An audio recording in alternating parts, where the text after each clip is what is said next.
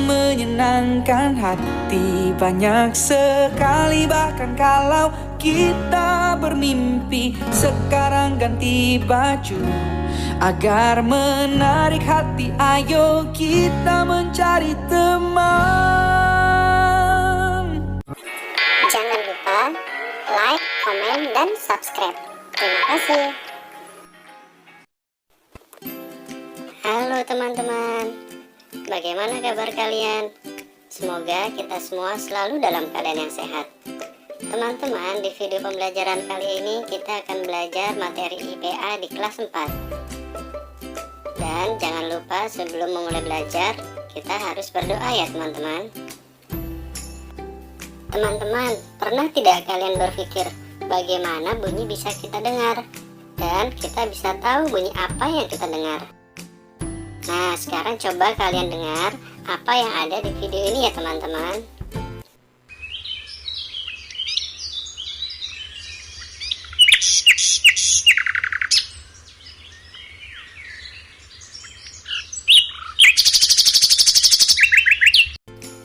Bagaimana? Apakah kamu mendengarkan sesuatu?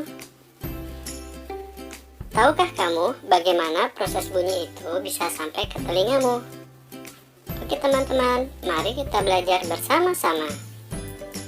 Teman-teman, syarat bunyi dapat didengar itu ada 3. Yang pertama, ada sumber bunyi, berupa benda-benda yang bergetar.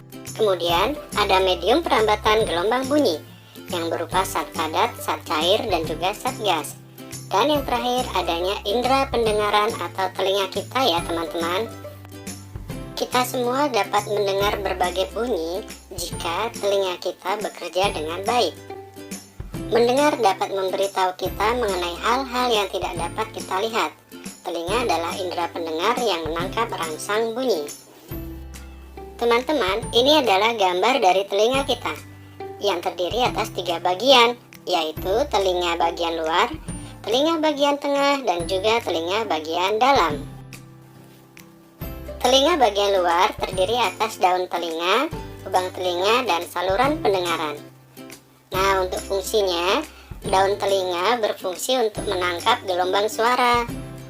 Lubang telinga berfungsi sebagai jalan masuk bunyi ke dalam telinga kita. Dan saluran pendengaran merupakan penghubung lubang telinga dengan gendang telinga. Lanjut ya teman-teman, sekarang adalah telinga tengah yang terdiri atas gendang telinga. Kemudian ada tulang-tulang pendengaran yang terdiri atas tulang martil, tulang landasan, dan tulang sanggurdi, serta saluran eustachius. Gendang telinga atau disebut membran timpani merupakan selaput tipis yang paling peka terhadap bunyi. Berfungsi menerima gelombang bunyi yang ditangkap oleh daun telinga. Gendang telinga akan bergetar saat menerima gelombang bunyi. Lanjut ketiga, tulang pendengaran yang terdiri atas tulang martil, tulang landasan, dan tulang sanggurdi. Tulang-tulang ini menghubungkan gendang telinga dengan tingkap jorong di telinga tengah dan berfungsi meneruskan gelombang bunyi dari gendang telinga. Kemudian ada saluran eustachius.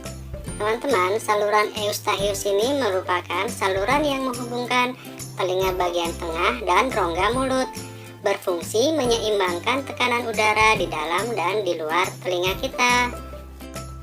Yang terakhir, telinga bagian dalam terdiri atas tingkap oval dan tingkap bundar, koklea, saraf pendengaran, dan saluran setengah lingkaran.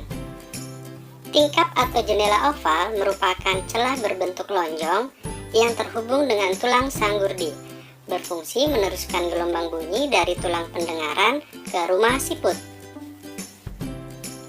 Kemudian tingkap atau jendela bundar.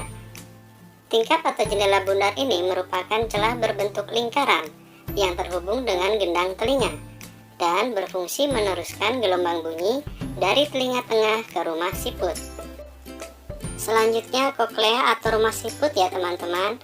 Koklea ini berbentuk tabung seperti cangkang yang di dalamnya terdapat ujung saraf pendengar.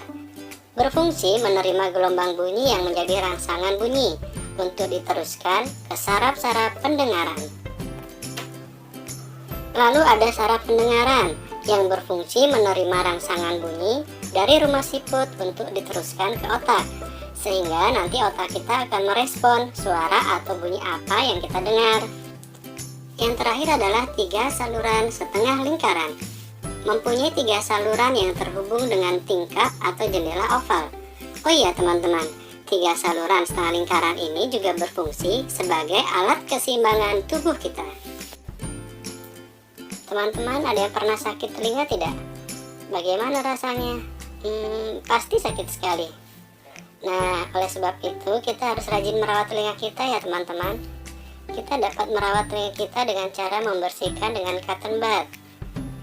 Kemudian, jangan menggunakan benda-benda yang tajam untuk dimasukkan ke telinga kita.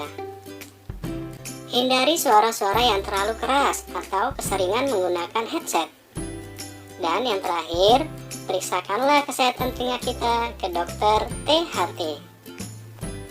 Nah, teman-teman sudah bersyukur belum kepada Tuhan Yang Maha Esa karena telah memberikan kita sepasang telinga sehingga kita dapat mendengar dengan baik. Maka sudah menjadi kewajiban kita ya teman-teman untuk menjaga pemberian Tuhan dengan baik juga. Oke teman-teman, sampai di sini video pembelajaran kali ini. Semoga bermanfaat buat kalian semua. Tetap jaga kesehatan dan sampai jumpa.